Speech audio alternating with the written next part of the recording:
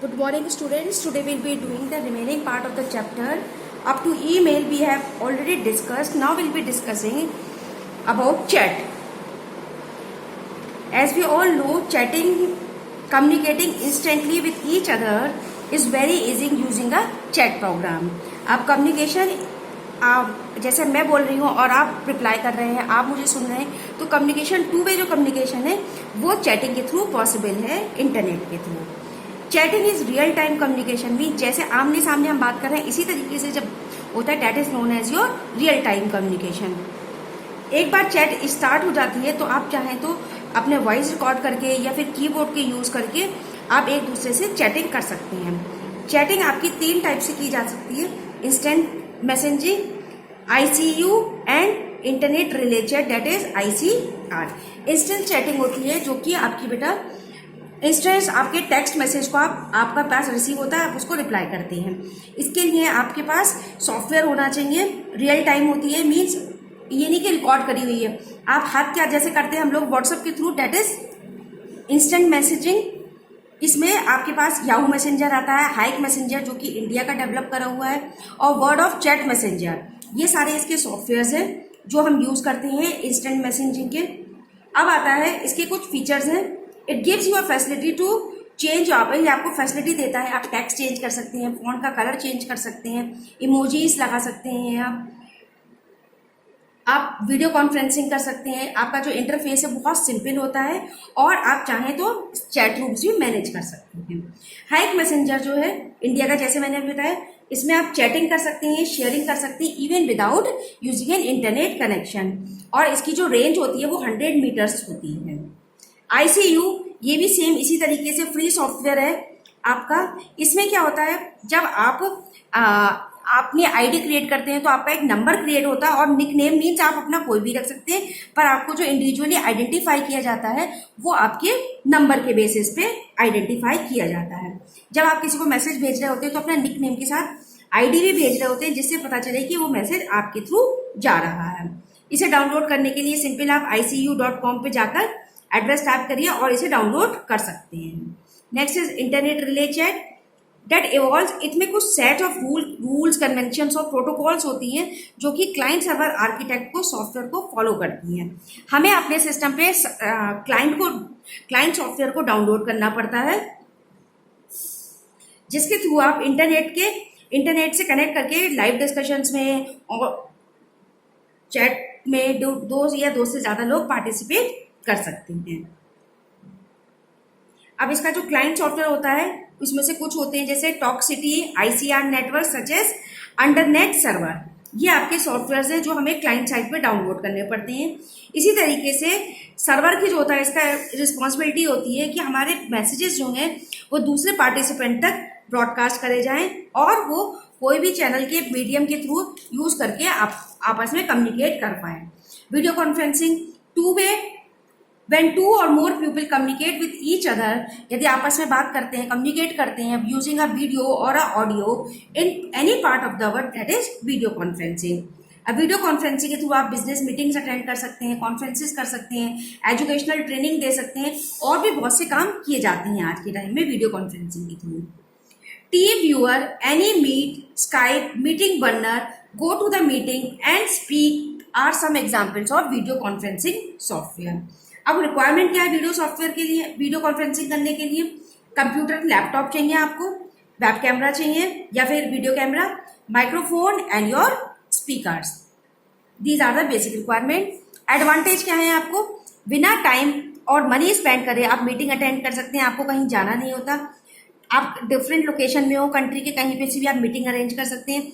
Idea, knowledge can be communicated to all, सारे जो आप अपने व्यूज हैं ये सारी चीज शेयर कर सकते हैं, और अपने फ्रेंड्स और फैमिली से you can keep in touch with them.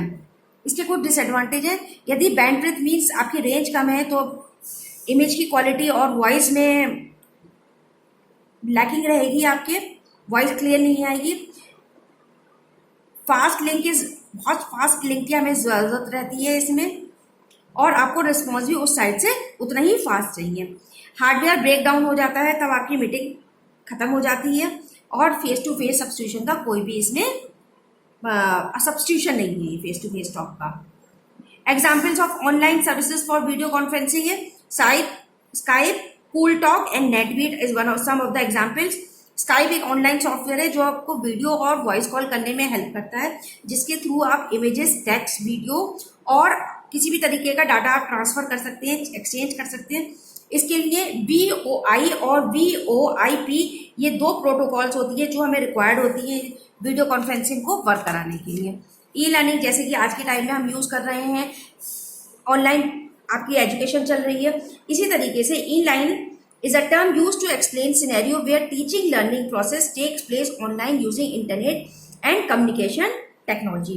In communication और इंटरनेट टेक्नोलॉजी को यूज करके हमारा पढ़ाई की जाती है। इसमें using this technology you can sit anywhere and you can learn things while you can be.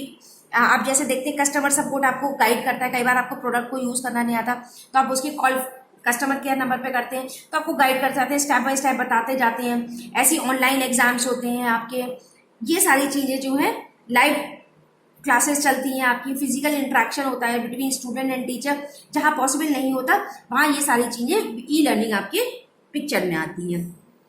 अब इसके एडवांटेज क्या है? No need to travel as the student visit as home, जैसे कि आज आप अपने घर पे बैठे हैं आराम से और क्लासेस अटेंड कर सकते हैं। किसी के साथ फिजिकल या फिर हेल्थ कॉन्स्टेंट है वो नहीं जा सकता है तो वो ऑनलाइन क्लासेस के थ्रू कर सकता है। इसमें जैसे कि आप क्लास में जाते हैं तो बहुत इनडिसिप्लिन होता है, बच्चे बिहेव नहीं करते हैं, तो वो सारी चीज़ों से यहाँ नहीं रहती। कोई फिक्स टाइम नहीं है, जैसे स्कूल जाने के लिए आपको टाइम पे ही जाना होगा, लेकिन वीडियो ई लर्निंग के थ्रू आप कभी भी पढ़ाई कर सकते हैं। आप अपने फ्रेंड्स से, अपने टीचर से अपने डाउट क्लियर कर सकते हैं, डिस्कशन कर सकते हैं, चैट कर सकते हैं। उसके कुछ डिसएडवांटेज भी हैं कि आपकी लैक ऑफ सिक्योरिटी रहती है कि इनलाइन ऑनलाइन लर्निंग प्रोग्राम्स में अथेंटिसिटी नहीं होती स्टूडेंट की कि कौन पढ़ रहा है, कौन है वो वाकई में वही है। और जब आपका जो असेसमेंट होता है वो कंप्यूटर बेस्ड होता है, आप उसकी पर्टिकुलर बच्चे की नॉलेज को आप फिजिकल फेस टू फेस जैसे बात करके समझा सकते हैं, वो चीज़ नहीं होती है। ई बैंकिंग होती है जिसमें थ्रू आप इंटरनेट को यूज़ करके आप बैंकिंग सर्विसेज को यूज़ कर पाते हैं 24/7। अदरवाइज बैंक तो आपके 5 बजे तक है तो आप 5 बजे के बाद यूज़ नहीं कर सकते हैं। With the help of E banking one can save time by carrying the banking transaction.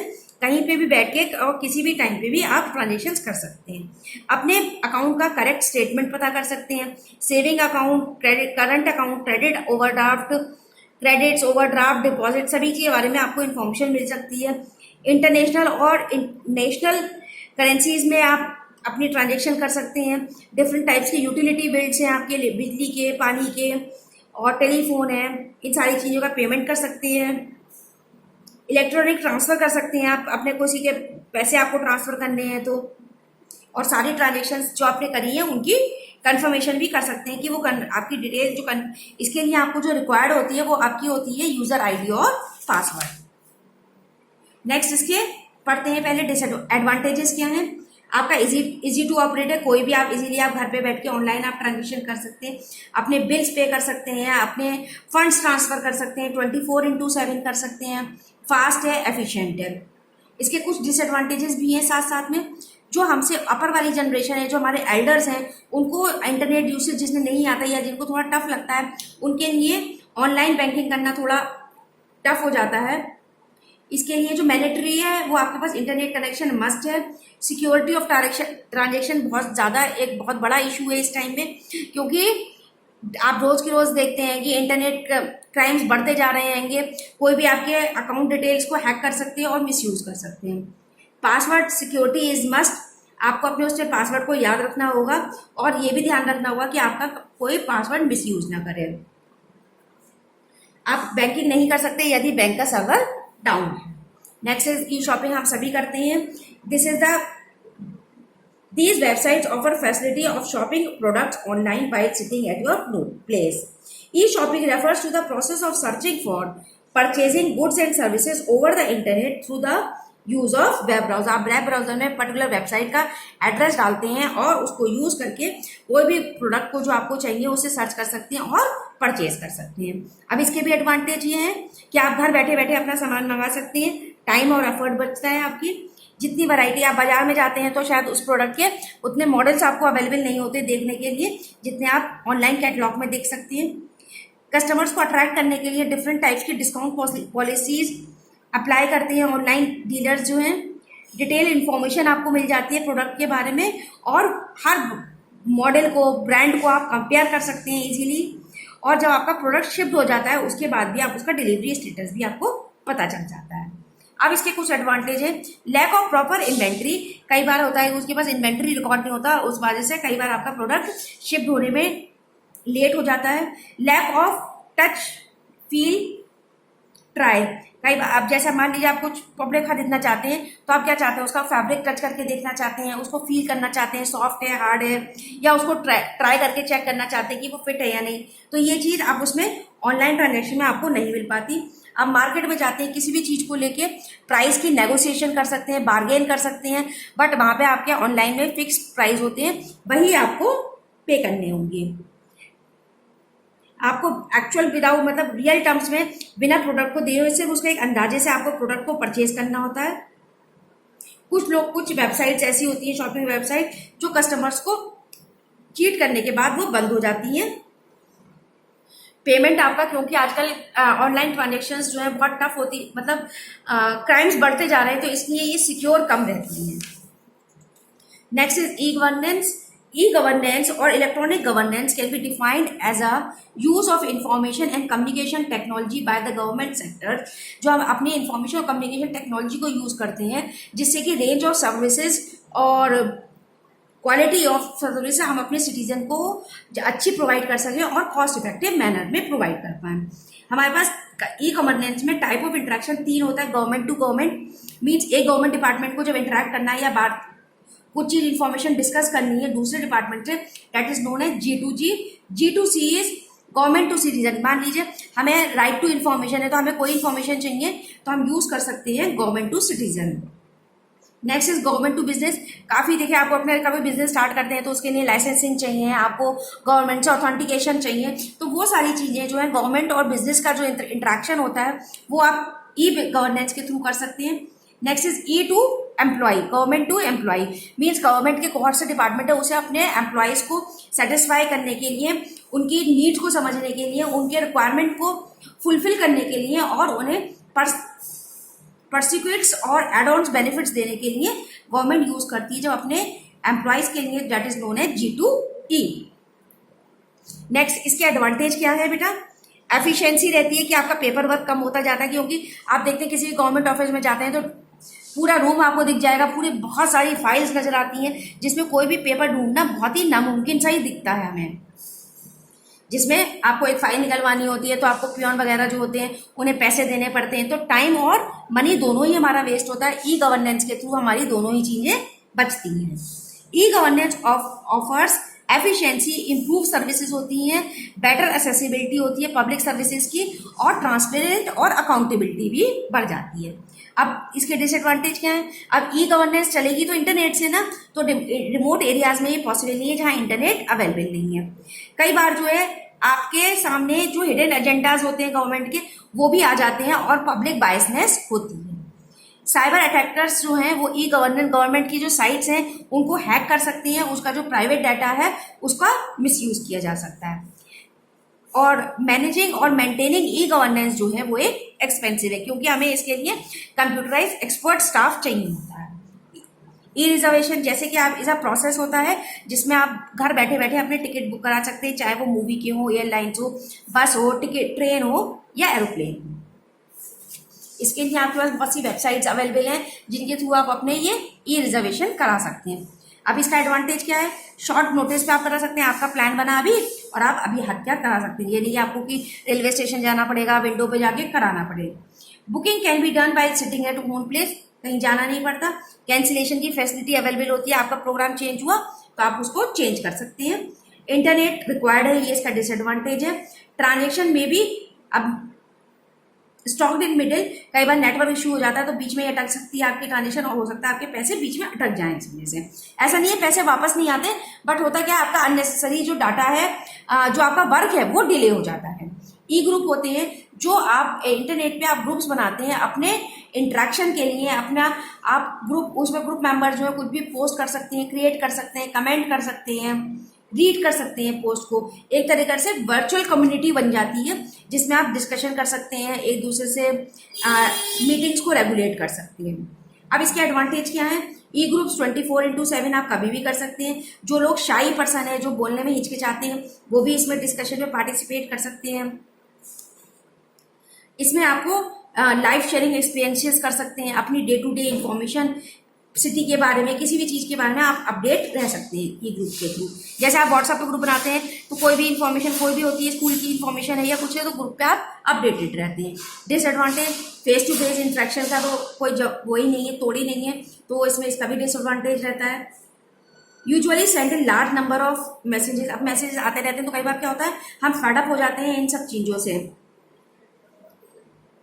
अब कई बार इतना डिस्कशन हो रहा है, सभी लोग मैसेज भेज रहे होते हैं, तो उस ग्रुप में बहुत सारे लॉजिकली आप लिंक नहीं कर पाते कि हम किससे बात कर रहे हैं, और ग्रुप जो सीक्वेंस ऑफ मैसेज होती है वो बहुत ज़्यादा रहती है। ये कई बार होते हैं डे टू डे में आप देखते हैं डिले होती जाते हैं, मेंबर्स ज्वाइन नहीं कर पाते, तो डिस्कशन जो है वो आपका डिले हो जाता है।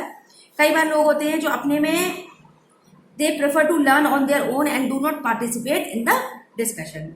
सोशल नेटवर्किंग साइट्स आप सभी जानते हैं, फेसबुक है जो कि स्टार्ट करी गई थी Mark Zuckerberg in the year 2004।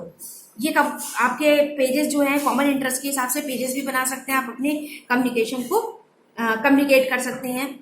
Instagram आप सभी जानते हैं, ट्विटर में भी ऐसा कुछ खास नहीं है, प्राइवेट मैसेज में यूज़ करते हैं। पी इंटरेस्ट भी सेम इसी तरीके का ही होता है, जो आप अपने इंटरेस्ट के अकॉर्डिंग ग्रुप ज्वाइन करते हैं। मोबाइल टेक्नोलॉजी जो आजकल हम सेलुलर फोन्स में यूज़ करते हैं, वो सिर्फ डिवाइस अब सिर्फ एक फ़ोन के लिए नहीं रह गई, बल्कि मल्टीटास्किंग कर रही होती है।